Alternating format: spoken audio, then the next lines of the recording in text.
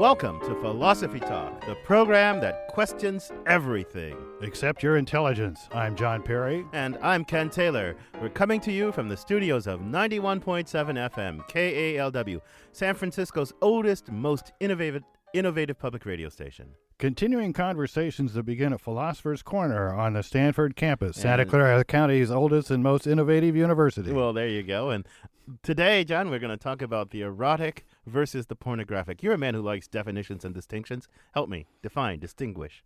Okay, erotic, having to do with love and particularly the sexual side of love. Pornographic adds to that explicitness and intent. Depictions of sexual activity that are very explicit and graphic and have no purpose other than sexual arousal. Second meaning of pornographic, related to that one, is mostly emotive and evaluatory, something that is debased and terrible. In this sense, people sometimes say strange things like, pornography is not really pornographic, war is pornographic, meaning they don't really think that depiction of sex is so bad, but war really is bad. Yeah. Well, you know, that's interesting, but I'm a little bit unclear because now some people like to talk about banning or regulating pornography. Nobody hardly ever talks about sort of banning or regulating erotic art. What's the difference, say, between erotic art and pornography? Those are both representations of sexual stuff. Well, let me remind you that we, until very recently, had an attorney general who regulated the erotic in his own office. Well, that's true. I'm not even sure the statue was that erotic. It did have a breast, however. Well, I think your idea that nobody's interested in banning the erotic is fairly modern. I mean, you think, lots of stuff that we would at least now call merely erotic was banned.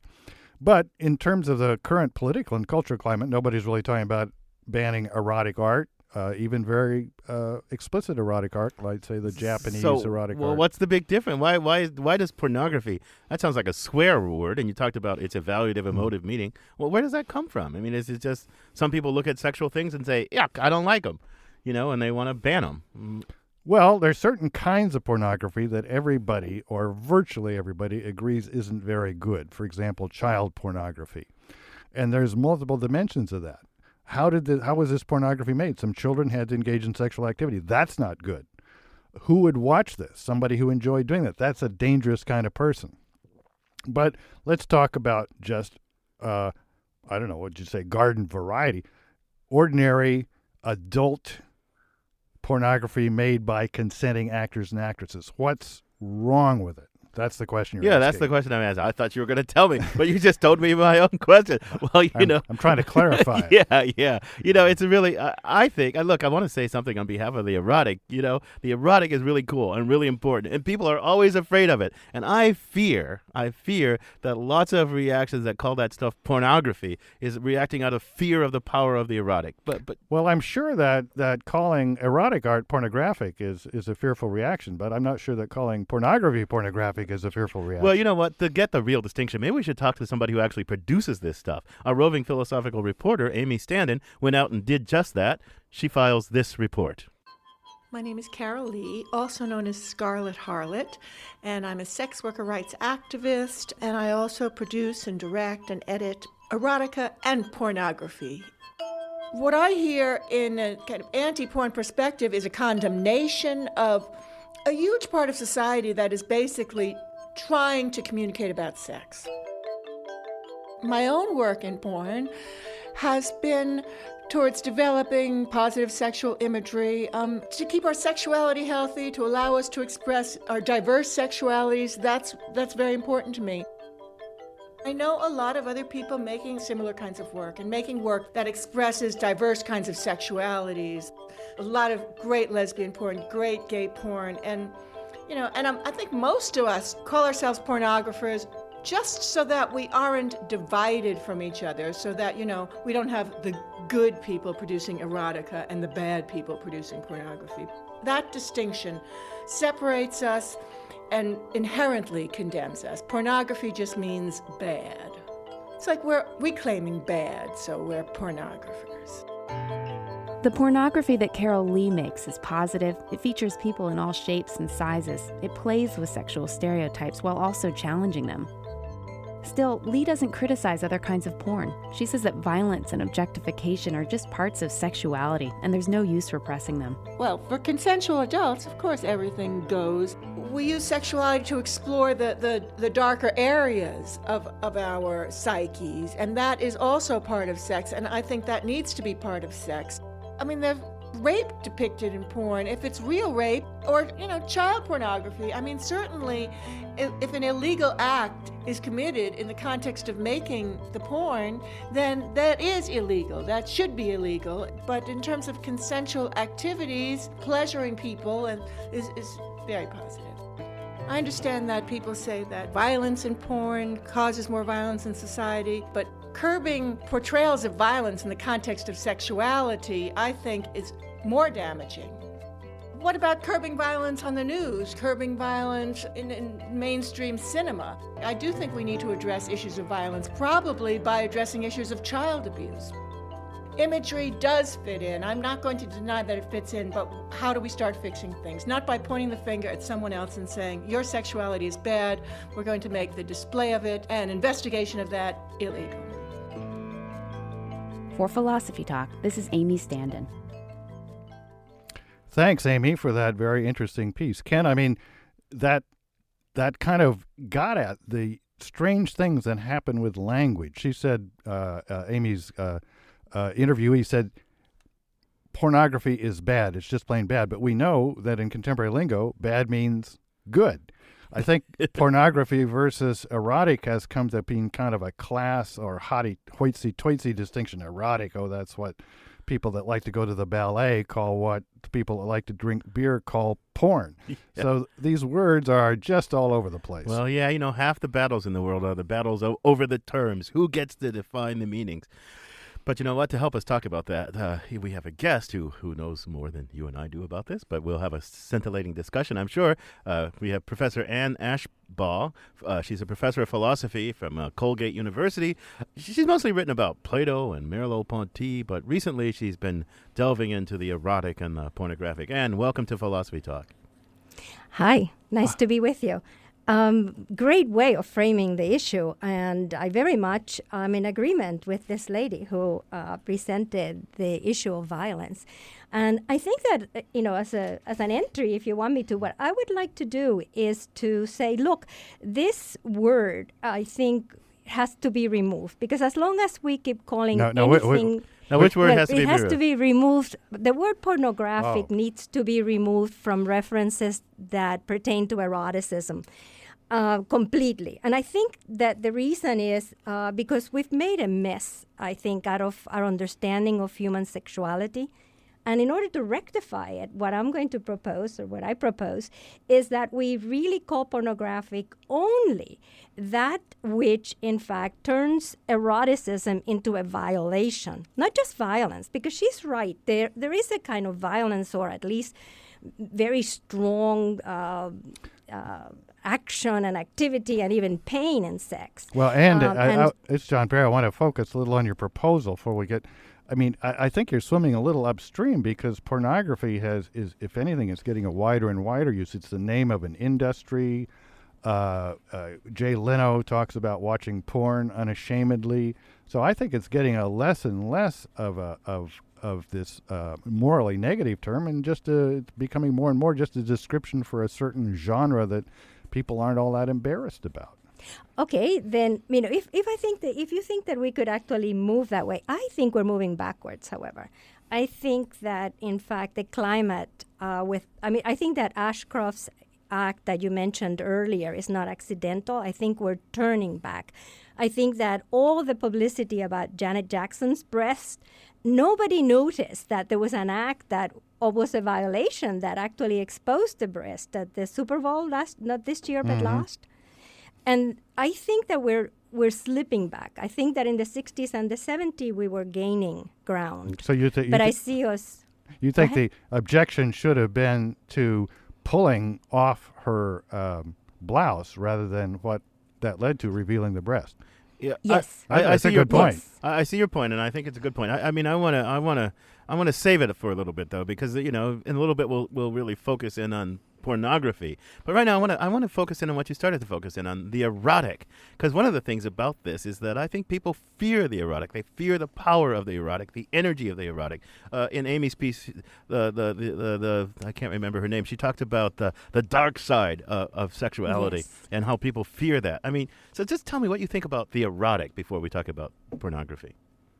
Okay, I see the erotic as, in fact, one of the three loci or of important energy within us, and that's very much Platonic. I see sexual appetite to be the paradigmatic of all the appetites that really allows us to create and that allows us to shape who we are. That's how I see eroticism to be at the crux. Tell me more about that. How does that work? It shapes who we are. I mean, what do you mean? The erotic shapes who we are. Okay, I think that, we tend to think that the self is defined in this some kind of lofty way through some kind of, reasoning power.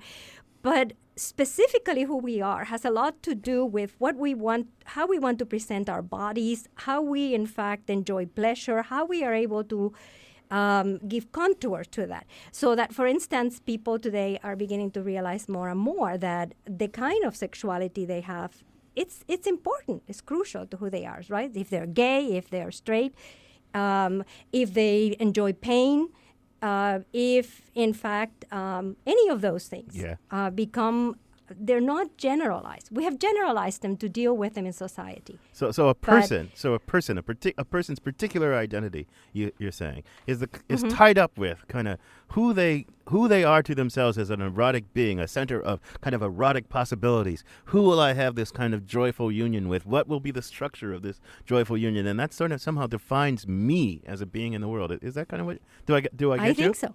Very much so. And I would add to that just a little more physical thing. I would say that how I arrive at orgasm, how I arrive at that peak of pleasure also becomes me. It's who I am.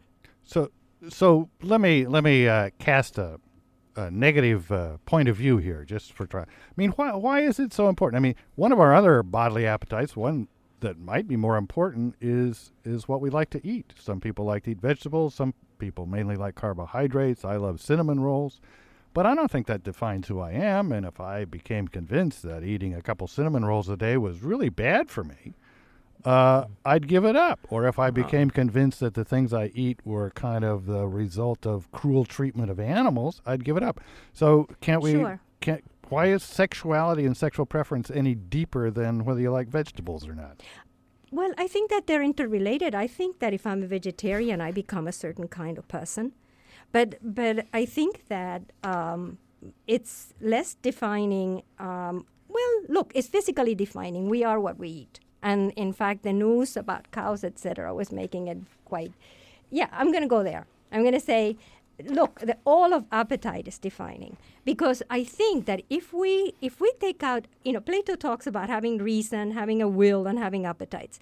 I think that if we take out any of those powers of desiring, that we just cease to be a full person, that we cannot have autonomy, and that somehow or other we become monstrous. If we take reason out, we become monstrous. If we take our will out, we become monstrous. So that's where I'd like to go. And I think that's a good response to John. I'm going to follow up a little bit on that after the break, because I don't think you turned the screw quite enough in him. But you're listening to Philosophy Talk. We're talking about the difference between the erotic and the pornographic with Professor Anne Ashbaugh of Colgate University. We'll take your calls after the break. Philosophy Talk will be right back.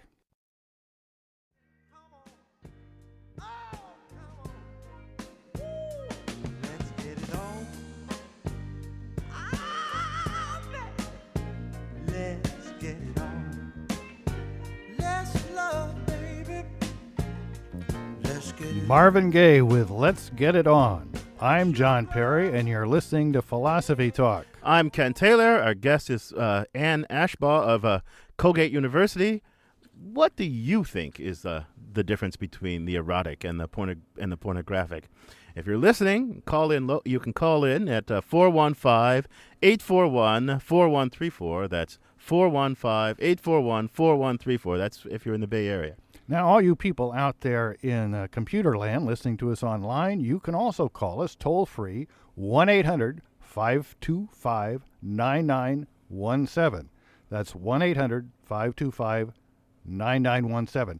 And finally, you can also email us at comments@philosophytalk.org. And I want to go back to your answer to John for just a little second. I want to see if I can expand a little bit, because I think the erotic is really essential to human identity. I agree with you, but I think for more reasons than you said, and I want to get your reaction. Because look, the erotic defines not just me as an isolated being, but how I will be with with others, who I will enter into joyous union with. What are the boundaries of myself such that another, when they cross those boundaries, violate them in some fundamental way, right? What's permissible for another to do or be with me? So, I mean, our erotic beings is tied up with, our separation and union with the rest of the world. So I think it's deeply important. Yeah, but I agree that it's deeply important. I also was trying to say that I didn't want to leave any of the body behind. But I think it's deeply important. It also is, in fact, the way in which we see ourselves replicating, right? It affects who we relate to, potential offspring. It affects all sorts of things. So it has that dimension, right? Okay, now you two guys are kind of painting me into the corner as the prig. But so I'll play that role to a certain extent. But look, it's not just that. I mean, Take things that are part of the good life, like wine and food. Then there's people like you guys who want to take something that just kind of happens to taste good or smell good, and say, oh, it's not just that; it's an essential part of our being, right? Wine is the way that we express our oneness with the great fruit of the harvest. Come on, sex is fun. It's great. Who would want to have a life that didn't include it? But why do you want to make it part of the essential nature of our deeper being and all that stuff? Well, John, for the reasons that we said, but I don't. And rather than beating you up on this issue, because it would be 2 against 1, I think it would be unfair, even though you're a powerful philosopher. I think one of the things, if Anne and I are right about the essence of the erotic being a part of the essential nature of a self in the world. Okay, where does this pornography? Why are people so afraid of the erotic, and why do they want to restrict it? Why do they use swear words for it, like pornography, which has these negative connotations? Why does that happen, Anne? I think it's because it's the greatest competitor that we have to religion and to setting up some kind of oppressive traditional values. And I think quite often people want to do that. Because what we're talking about is not just physical pleasure, it's the highest possible physical pleasure one could have. That's a big high. And in fact, it's not surprising that quite often the word poros, which in fact referred to the pornographic, it's the root of the pornographic, referred to sodomite and idolater. The two things were conflagrated. I think that we have somehow in our culture intertwined a kind of infidelity to some god or another and having pleasure. We're supposed to not have pleasure because we're not supposed to be enjoying the earth, the body, and all that stuff. So I think that that's one part of it, is fearful that way. But I think individuals fear it because, it's scary. Remember your first orgasm. It's terrifying in and of itself. Yeah. And so if the society too becomes scared of it, then we're not able to mediate that incredible moment. Now, Anne, it sounds like you think, I don't know, I don't intend to put words in your mouth, but it sounds like you think anything goes. I mean, probably you'd agree with Carol Lee from Amy's interview that child pornography and depictions of rape or actual rape and producing pornography, that's off limits and that's wrong. But other than that, it sounds like you probably think anything goes, that there's nothing essentially wrong with pornography and that the reaction to it is just out of fear, kind of an illegitimate fear. Well, I think so, yes. But I would say violence that violates, it's what's bad. Because there's an element of violence in eroticism that's okay. But the violence that violates another human being. Well, let me try to clarify this a little, though. And in the first place, I sense a tension in the view that you two have. You want everything to be okay, and yet you want it to be part of our deeper being. But a lot of the things that pass for pornography aren't part of anybody's deeper being unless they should go get therapy, which maybe they should. I mean, take child pornography. Now, take the children out of it. Suppose you have depictions of children engaging in sexual activity that are cartoons. and somebody really enjoys watching that. Is that okay? Is that have all these lofty dimensions of defining your being that you were talking about before? Or is it just kind of vile and disgusting? Maybe it shouldn't be illegal, but why glorify it? Well, I don't think that I wanted to glorify any of it. I think what I want to do is naturalize it, because we have denaturalized our sexual appetite. So I don't want to glorify it. So I think, say, for instance, a person that can only reach orgasm because somebody inflicts pain on them, or somebody that can only reach orgasm or reach the highest orgasm when they're watching a cartoon. We'll put a cartoon of a child being whatever. I don't see anything wrong with that. What I think would be wrong is to move from fantasy into the world. And because I think there's a distinction. I think that the fantasies that we have, if they are kept within a certain kind of domain or context, are not in and of themselves bad. Yeah. No, see, there are people who disagree. I mean, Catherine McKinnon and Andrea Dworkin think that pornography, in all forms, they seem to think, is essentially violence. It's not just some representation of sexual acts. It's violence against women. And they think this because they say, what we do with these representations is we configure women's sexuality as a subservient thing that's for the pleasure of men and all that. It doesn't sound like you believe that. Yeah, but they're the ones that are abandoning the body. I think that they are the feminists are right with Ashcroft, and they don't realize it, because they are the ones who are really not sufficiently courageous to admit their own bodies. Or they go the other way and try to prescribe, other kinds, political lesbianism, don't give this good stuff to men. But I think that there's a discomfort with the body in feminism that has to be overcome. Angela Carter, who's a writer that shocked a lot of people, I thought was very good. I don't know if you want to take us there, but...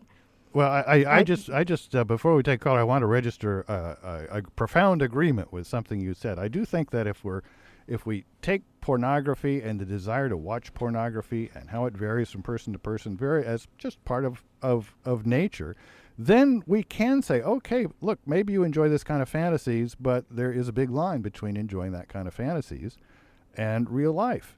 And if we just lump everything together, we can't make those distinctions. And the same for some of these claims. If you call everything violence to women, then you can't make a distinction between a pretty benign piece of pornography involving lesbian sex graphically presented and something that really is violent to women. I think you both have a point. We have lots of issues on the table here, and we have lots of callers, and let's let some of them in. Janet in Berkeley is on the line. Welcome to Philosophy Talk, Janet. What's your comment or question? Thank you.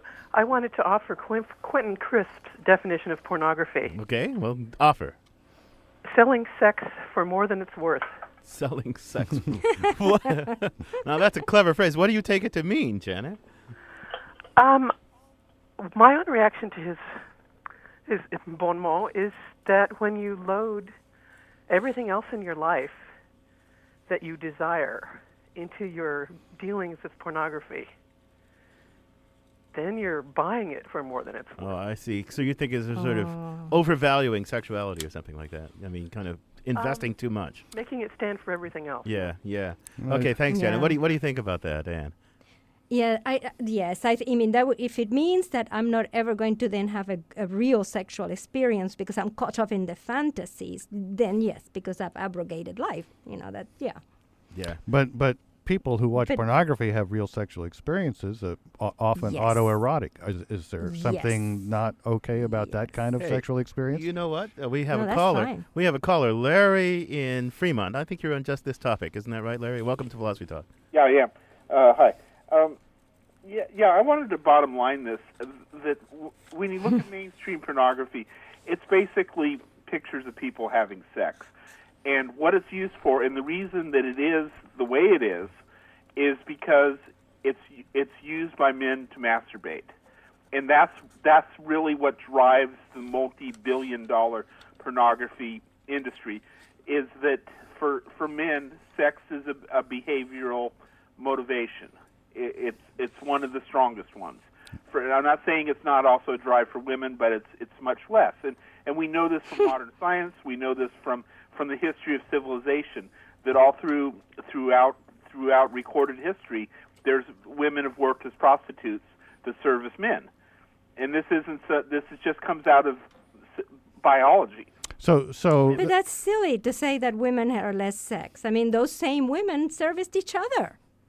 That's nonsense. Well, lots of women say that it's silly to say that women have less sex drive than men, but I'm not so sure it's silly, but I don't know if we can get into that. But I think Larry seems to me to make a very good point. Probably porn, which is a huge industry, mostly does exist on the desire of men to have material that helps them satisfy themselves. Yeah. Look. Because society has blocked it. Well, no. Because it's like illegal drugs, Wait a minute, right? though. Well, I just think the question is the negative picture we have of pornography kind of dependent on a negative picture we have of male masturbation? Right. Now, see, there's people say various different things about what pornography is, what kind of thing it is. Lots of people think, well, pornographic stuff is just speech. It's a form of speech. It's a form of representation, or pictorial representation, but it's a form of representation. Other people say, like the Andrea Dworkin kind of line, it's not just mere representation, it's an actual act in the world. It's configuring women's sexuality. There's a third line that Larry just brought up, that pornography is just a sexual aid, like vibrators or something. Because what do people do with pornography? They use it to get off or something, or as an aid to getting off. So there's three different things, a way of thinking about pornography. Right, but the third, to assume that in fact that's not true of women too, I think hits at another side of the problem, which is that in fact it has been quite comforting to believe that women don't want to do those things, ergo you have houses of prostitution. And if you want to talk about real oppressing of women, it's actually not allowing them into pornography.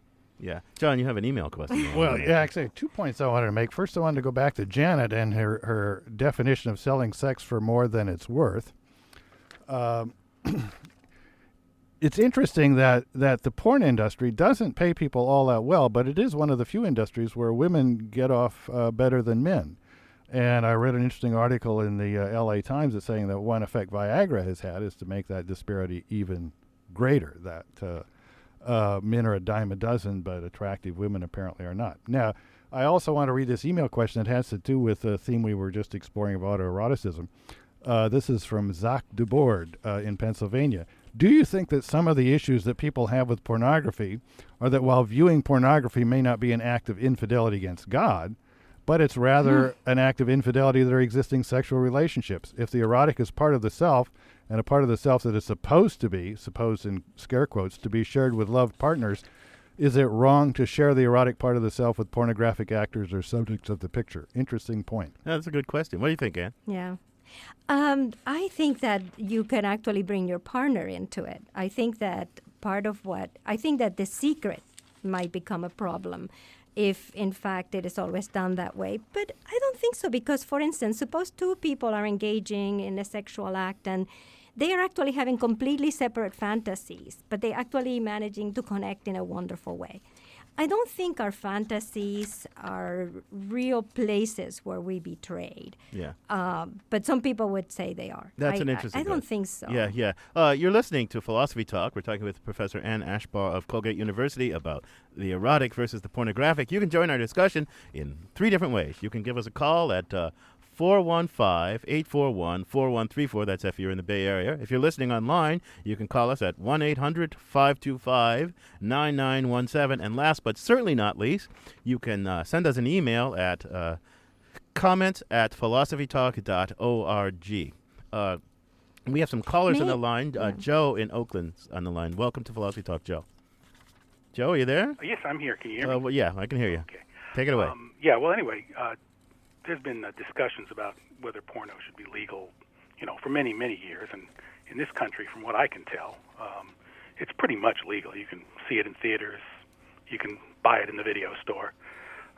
It's pretty open, pretty free in most places, except when I walk through the door of my office or any workplace.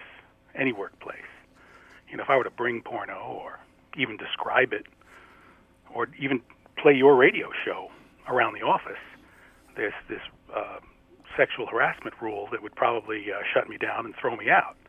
So I'm just wondering if your guests can comment on how we've got that huge division between everywhere else and where people work. Well, thanks, Joe. I mean, I'm not sure what he's Wow. asking, but do you have a view about that, Anne? Well, I think it's context. I think, what he's mentioning is really hard because the reason why there are those restrictions is because you can't help it. You have to go to work. So one has to make concessions about the fact that people are there because they have to, not because they made a choice, a casual choice. So I think it's a matter of courtesy. But what he hit that is important is context. Yeah. When, in fact, is a context redeeming, if you wish, quote unquote, of what we are thinking or doing, and when it is not. See, that goes back to the original thing, though. I said, you and I agreed, and John kind of disagreed, I'm not sure, that the erotic has such power that if it's not contained within proper limits, right, it will burst out everywhere, and Yes. and so we have to find a way to limit this thing without extinguishing this thing. That's, Wait. You're talking about your view, and you're using proper limits and burst out in the wrong places. I don't remember you defining what the proper limits in the wrong places were. No, I agree. And that's a challenge. That is definitely a challenge. You're listening to Philosophy Talk. We're talking with Professor Anne Ashbaugh of Colgate University about the difference, if there is one, between the erotic and the pornographic. Coming up, the regulation and censorship of pornography. Does limiting access to pornography make sense in a free and decent society? When it comes to pornography, where does free speech end? We'll take your calls after the break.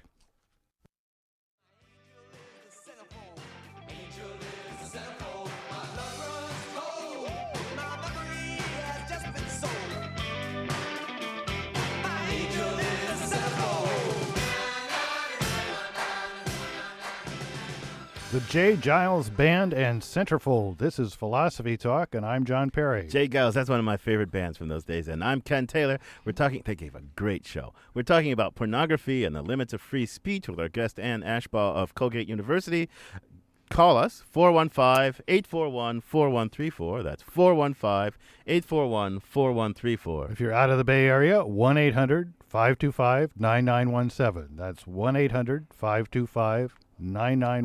Or email comments at philosophytalk.org. We've got a guest on the line who wants to take issue with something we've said. Robert in Berkeley. We're talking only opinion or something, I hear you think. Well, good afternoon. I am a professional PhD sexologist. My degree is in human sexuality. And I understand this is a philosophy show which is just discussing what one person thinks versus another. Oh, that's a little jeepers. That's Below not the quite belt? right. Yeah. Okay, anyway, Robert, we won't attack your profession. Don't attack ours, but go ahead. Well, my definition of erotic is something that turns you on, and my definition of pornography is that's more of a social construct to create restrictions so that laws can be imposed on people. In the BDS... That's not much of a definition, though. That's a comment about it. What's your definition? What is pornography? Maybe I'll have to fall back to the Supreme Court if they know it when they see it. I don't really think that there is pornography. I think that if you go to a sex shop or to a movie, pornography is what someone else who wants to limit your fun is defining as something like, well, now you've crossed the line and you can't enjoy that. So you think the distinction is just about power? Who has power over what? If I want to have power over this sexual representation, I call it pornography, and I say it's bad because and now I'm entitled to try and ban it or something like that. If you're the government, yeah. Yeah. And if I call it erotica, I'm claiming it's good. But you don't think there's like a fact of the matter about this, an objective kind of independent of where you stand in the distribution of power, whether it's factually so, it's pornography, or it's erotic? I don't think it's factually so, because there are some cultures where teenage boys learn about sex from men. There are some cultures where incest is the norm, and that's not the culture here. So it's hard to place our definition on that, because it can't be used universally. But isn't that but true I of think- most wait. definitions? Anne wants to get in here. Yeah. No, Thanks, Robert. Let me get in here with my definition. That's why I wanted to give a definition that had to do not with taste, but with violating someone. I think that a man who teaches a young boy sexuality is not violating them. I don't think that that's a violation context. That's why I wanted to change all of those whimsy, silly definitions that have to do about explicit, erotic, and taste. Because I think what the censorship wants to do is have some things not be appealing to our society. And in that case, our gentleman is right about. We call something pornography, or we censor it if we don't want it to be appealing to create arousal. But wait a minute. But Anne, let me ask you though. But is it just doing that? I mean, look, here we are a free society, and we also think we're a decent society. Aren't there some? I mean, and if we're a free society, maximally free society, we think anything goes. If we're a maximally decent society, I mean, it seems as though in a maximally decent society, some things don't go. And exactly. And so there's some tension. And the question is, how do we settle that tension? How do we get an equilibrium?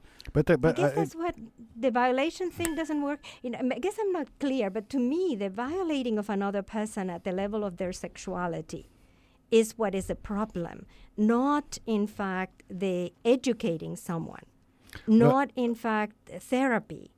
I might agree with Anne here. I mean, it seems to me that Robert has a point that cultures vary greatly in how they handle the fundamental facts of human life and work it into a system that they can live with. But in our system, we have certain very fundamental values, and not violating other people's rights is one of them. And so to make the connection between what's really perhaps illegitimate about certain kinds of pornography, maybe about its production, maybe about its use, maybe about its existence, and the idea that it's harming someone else or violating their rights, I think makes a connection to how we could think that pornography was wrong. I agree with both of you. But I guess you don't both agree with the Dwork and McKinnon line. They say, you're right, Anne. It's violation, and all pornography, that's what it does. It violates both the women who are in it, and it violates even just women in the society by through the consumption of this stuff by men, because it configures their sexuality as a subservient, dominant thing. It makes them sexual objects. But I think they're wrong. I think they're wrong about that, and I think that they unwittingly are actually emotivist, that they're going with what they like and they don't like, and what they like and don't like is betraying them, because they cannot justify that. There's no way to justify that either empirically or theoretically. Well, I think it's bankrupt. Yeah. You can join this discussion. 415-841-4134 if you're in the Bay Area. 1-800-525-9917 if you're listening online. And send us email at comments.philosophytalk.org.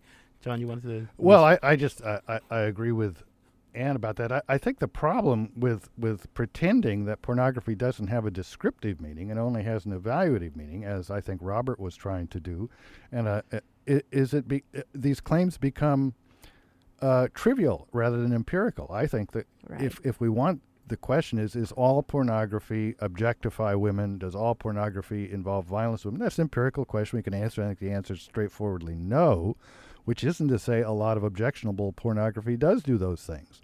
And similarly, if we say pornography is just a word invented by the power elite to control people, well, you could say exactly the same thing about half a dozen other words. Pornography's got a special descriptive meaning, and we don't want to lose track of it. I'm going to take up this question, but we haven't really talked about this objectification stuff directly head on. I mean, I do think, though, that there is something about pornography and true pornography rather than erotica that is distinctive. It makes especially the women in it objects. And what does it mean to make a person an object? It's to strip them of their will, or to give them a diminished will, or to pretend that they will things, that they want things to happen to them that no really intact human being would want, like to be beaten or whatever. So I mean, I think maybe that the mark of the pornographic is the objectification of women as sexual objects rather than sexual subjects. What about that? You mean objects as opposed to agents? Yes, objects as opposed to freely willing, autonomous, self-controlling. I would say, again, I think that's just false as a universal generalization about what qualifies as pornography, although it may be true that an awful lot of it does that. Well, maybe that's the generalization about what should count as pornography as opposed to what should be erotic. I think so. And that's the difficulty that we run into all the time, is what people already call pornography and what, in fact, where we draw that line. We go back to the beginning. But this objectification part, look, we're dealing with our bodies. And there is an element of our body that is like objects.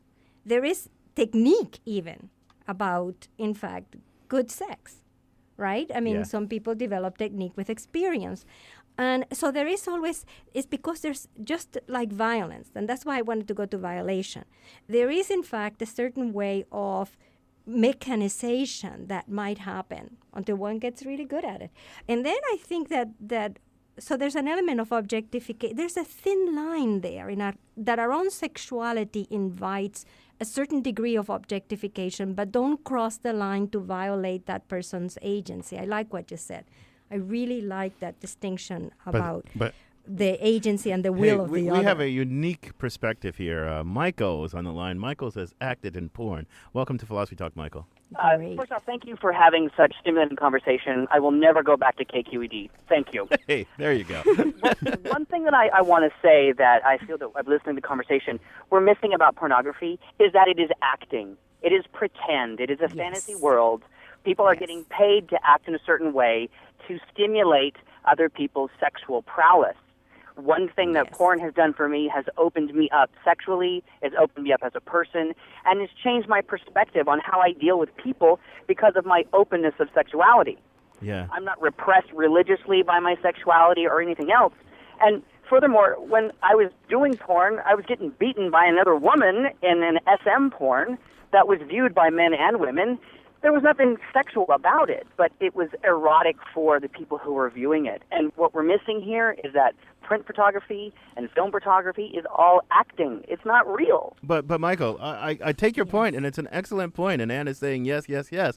But the way we imagine the world, the way we fantasize the world, can play a role in our actually configuring the world, in making a reality. So if my fantasies are of women wanting to be raped, and I say, oh, gee, that's a nice world. I can have the goal of making the world to be that way. So I don't think Anna and Michael, I don't think well, that's true. Or not. But I don't or think not. That's been shown, because then I will not be so repressed that I have to go do it, because rape is not sexual. Rape, people in the act of rape, there's a lot written about this, but in fact, it is not a sexual act. I agree about that, but still, I'm just talking about the step by the argument that it's fantasy and imagination, therefore not real, loses the point that fantasy and imaginations are inputs to our attempt to configure the world to be a certain way, to create a reality. Well, I don't want to be an unimaginative nerd here, but I understand the point of saying that rape isn't a sexual activity, but it seems to me it is a sexual activity. It involves usually on the male's part an erection, an orgasm, a relief of sexual tension. It's a very unfortunate sexual activity, but what's the point of having this persuasive definition when you don't call it a sexual activity? It's not a mutually erotic activity. Well, that's certainly. No, I don't even think it's eros. I think it's, it's been shown, I could go back to studies, that actually it's not the fulfillment of sexual pleasure, but actually the more domination, more exercise of power in a psychological way. Well, certainly in the rapist, those things have all gotten glommed together, yeah. Right. There is a confusion in the rapist, and in fact, there is a question whether even a lot of the preparation, etc., is where the erotic pleasure happens. And on that note, it may not be properly erotic, is what I should say. It's sex. And I'm going to thank you on that note. It's been a really fascinating discussion. It's been a pleasure having you. Our guest has been Professor Anne Ashbaugh of Colgate University. Thank you for joining us. Thank you. Thank you very much, Anne. So, John, what are you thinking now? Where do we get to in this conversation? Well, we covered a lot of ground. We talked about the erotic, and you and Anne were greatly enthused about the erotic, thinking it was really a part of our self-definition. I said, oh, come on, you're kind of like people that say drinking wine isn't just fun. It's really a spiritual experience. Go watch Sideways or whatever it was. But I was just role-playing. I agree with you a little bit. Then we talked about pornography. We played around with defining pornography, tried to distinguish between the descriptive and the merely evaluative uses of the word. And then finally we talked a little bit about the regulation of pornography. And all those issues I I learned what two other intelligent people think and deepened my understanding. Yeah, but you didn't come to believe any of what we said, did you? I mean, that was one of those backhanded No, compliments. the true part I already believed, and the false part I didn't come to believe. Yeah, there you go. But I do think this was a fascinating discussion. I really do. I don't have a settled mind. I do think this thing that we didn't talk about enough. A completely free society would say everything goes. A completely decent society would say lots of things don't go. We are both a free and I hope a decent society. So I think it's a tricky thing. And you were wrong about something. You thought I implied that the erotic had no natural bounds, no natural limits. There have to be bounds because Eros run crazy will destroy everything around it. It'll destroy marriages, destroy families. It'll. Well, one important issue we didn't get to is the whole issue of to what extent pornography is speech. The famous quote from one of the justices that he knows pornography when he sees it speaks to the difficulty that the Supreme Court had, and they've pretty much given up in trying to define pornography and then saying that's not protected. But the fact that they had difficulties doesn't show that there isn't something to be said for the idea that certain kinds of depiction really don't count as speech. Well, I know. I mean, I agree. And I think the free speech defense of pornography is probably the weakest one, actually, because take a 30-second clip of nothing but a close-up of genitalia doing the second act, doing the sexual acts. What kind of speech is that? That's more like an aid to sex. But, we could go on about this for a while. Now we have to wrap it up. And to do that, to wrap up this hour is the 60-second philosopher, Ian Scholes. Ian Scholes. The Marquis de Sade is best known for the adjective bearing his name, sadistic. He himself was more of a masochist, oddly enough, preferring to be whipped than to whip. And his actual real-life indiscretions were somewhat tepid, considering his infamous reputation and that 18th century French aristocracy was notorious for its debauchery. He also spent most of his adult life in prisons and mental institutions where orgies were not generally part of the process. He ended his days as an impotent, hemorrhoidal, obese man. The incident that finally landed him in jail involved his overdosing two prostitutes with Spanish fly, the aphrodisiac of yore, not killing them but making them very sick. His mother-in-law, tired of the Marquis's antics, urged her influential husband to ask for a lettre de cachet, a royal document that could order indefinite imprisonment without recourse to courts of law. It was through this device that Sade was imprisoned until freed briefly by the French Revolution.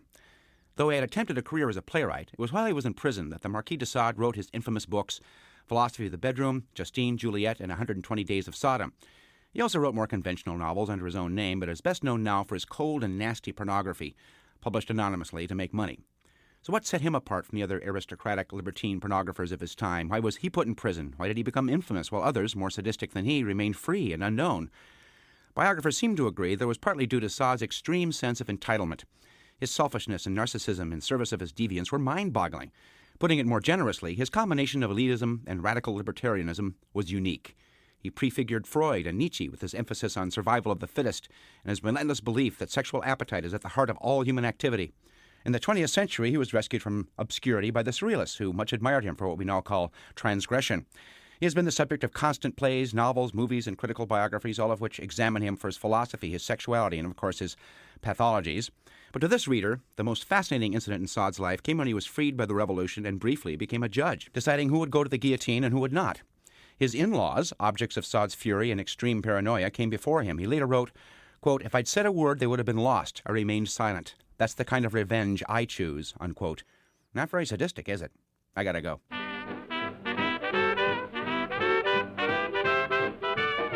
Wow, Ken, my head is dizzy from 60 seconds of rapid-fire philosophy. If your head is dizzy, that means you've got a conundrum in your mind, and we can solve it for you, can't we, John? Yes. Go to our webpage, conundrums@philosophytalk.org, or hit that conundrums button on the webpage. We won't promise to solve your problem, but we will give you lots of new ways to think about it. Philosophy Talk is a presentation of Ben Manila Productions and the trustees of Leland Stanford Junior University. Our executive producer is Gordon Earl. Special thanks to Dave Fusaro, Nicole Sawaya, Ben Temshin, and Alan Farley. Support for Philosophy Talk comes from the Pacific Division of the American Philosophical Association and from various groups at Stanford University. And even more support from the Friends of Philosophy Talk and from the members of KALW Information Radio San Francisco, where our program originates. The views expressed or misexpressed in this program do not necessarily represent the opinions of Stanford University or of our funders. The conversation continues on our website, www.philosophytalk.org. I'm John Perry. And I'm Ken Taylor. Thank you for listening. And thank you for thinking.